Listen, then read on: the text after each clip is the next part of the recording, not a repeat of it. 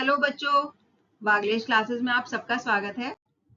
बच्चों, आज हम हिंदी की बुक साहित्य सागर के काव्य खंड के लेसन विनय के पद, इस लेसन के क्वेश्चन आंसर्स करेंगे और साथ ही इसके पीवाईक्यूज करेंगे जो पिछले वर्षों में बोर्ड एग्जाम्स में पूछे गए हैं। तो चलिए इसके क्वेश्चन आंसर शुरू करते हैं।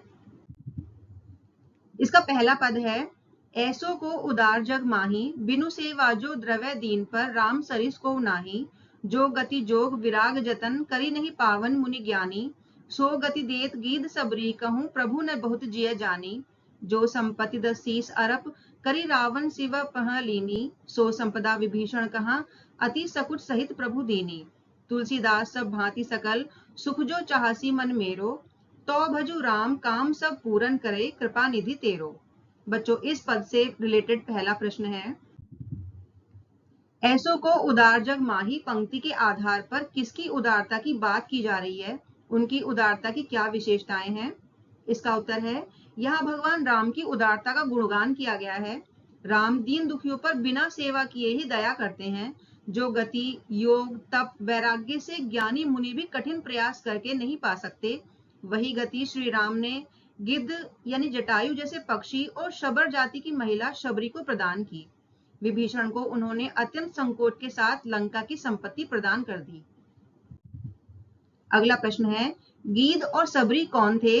राम ने उन्हें कब कौन सी गति प्रदान की? इसका उत्तर है, गीधराज जटायु थे, जिन्होंने सीता को मुक्त करवाने के लिए रावण के साथ युद्ध किया, जिसमें जटायु बुरी तरह घायल होकर गिर पड़े। जब राम और लक्ष्मण सीता को खोजते खोजते उस मार्ग से गुजरे तो जटायु ने उन्हें सारी कथा सुनाई थी और अपने प्राण त्याग दिए। तब श्री राम ने उनको मोक्ष गति प्रदान की। अगला है, सबरी एक वनवासी जाति शबर की महिला थी। वह श्री राम की परम भक्त थी। जब राम वन में जाते समय उस रास्ते से गुजरते हुए उसके आश्रम में पहुंचे तो शबरी ने श्री राम को मीठे बेर खिलाए थे। श्री राम ने अत्यंत स्नेह से उसके बेर खाए और उसे सद्गति प्रदान की। अगला प्रश्न है, रावण ने कौन सी संपत्ति किससे तथा किस प्रकार प्राप्त की थी? वह संपत्ति विभीषण को देते समय राम के हृदय में कौन सा भाव था? इसका उत्तर है, रावण ने अपने 10 सिर काट काट कर शिव को अर्पित कर तपस्या की और उनसे लंका की संपत्ति प्राप्त की थी। वही संपत्ति राम ने विभीषण को दी। संपत्ति देते समय राम के मन में संकोच था, फिर भी उन्होंने दया करके उसे प्रदान कर दिया। अगला प्रश्न है, तुलसीदास जी सब प्रकार के सुख प्राप्त करने के लिए किसका भजन करने को कह रहे हैं और क्यों? इसका उत्तर है, तुलसीदास जी राम का भजन करने को कहते हैं क्योंकि राम दया और कृपा के सागर हैं और सभी इच्छाओं को पूर्ण करते हैं।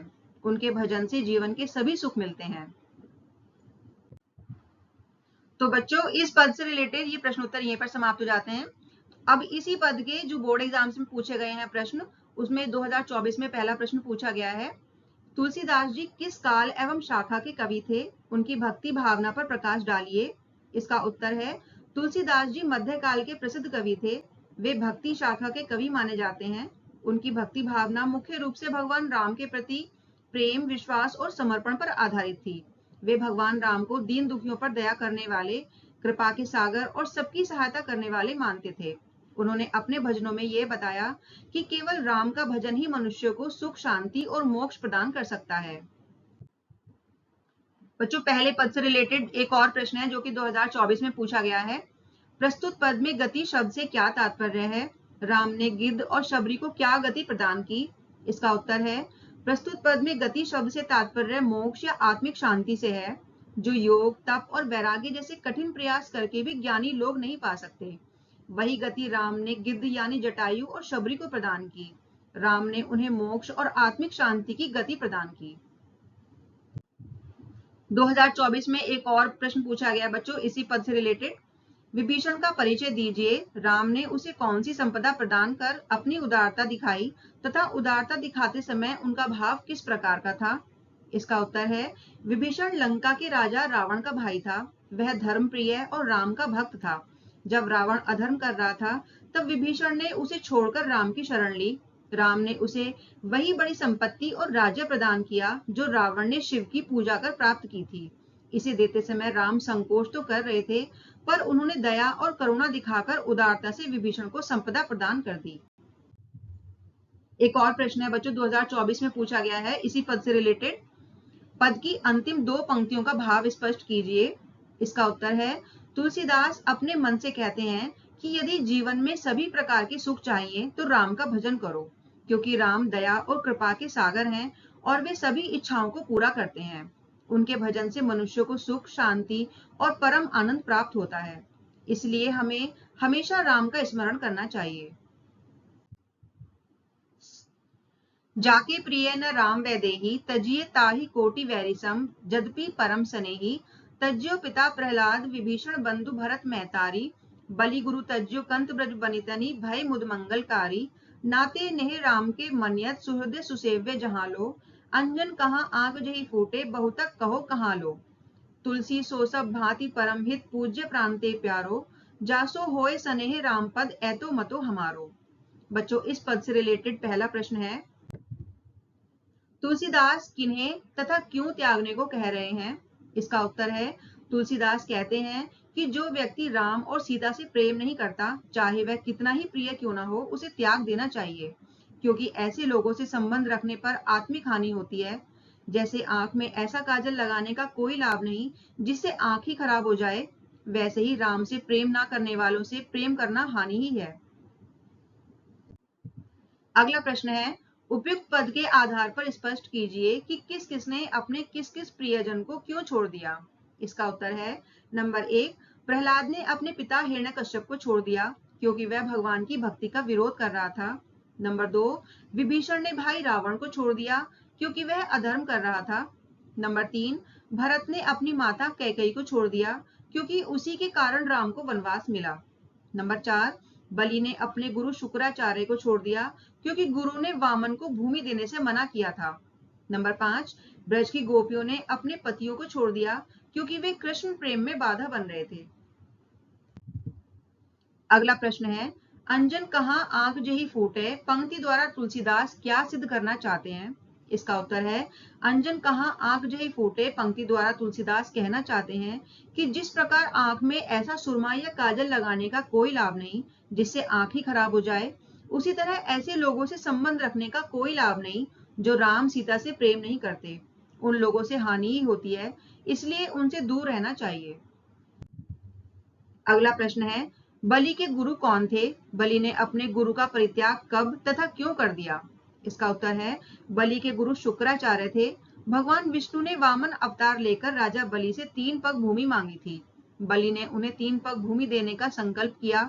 बलि के गुरु शुक्राचार्य ने बलि को 3 पग भूमि ना देने का आग्रह किया, परंतु बलि ने गुरु की यह आज्ञा नहीं मानी और सहर्ष एक पग में पृथ्वी लोक, दूसरे में आकाश लोक, तीसरे पग में स्वयं को ही अर्पण कर दिया। इस प्रकार बलि ने अपने गुरु का परित्याग कर दिया। तो बच्चों, इस पद से रिलेटेड प्रश्नोत्तर यहीं पर समाप्त हो जाते हैं।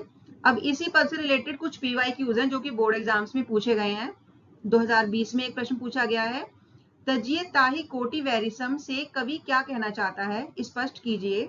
इसका उत्तर है, कवि तुलसीदास कहना चाहते हैं कि जिस व्यक्ति को भगवान राम और माता सीता प्रिय नहीं है, चाहे वह कितना ही अपना या स्नेही क्यों ना हो, उसे करोड़ों शत्रुओं जैसा समझकर त्याग देना चाहिए, क्योंकि राम से प्रेम ना करने वाला व्यक्ति आत्मिक प्रगति में बाधा बनता है।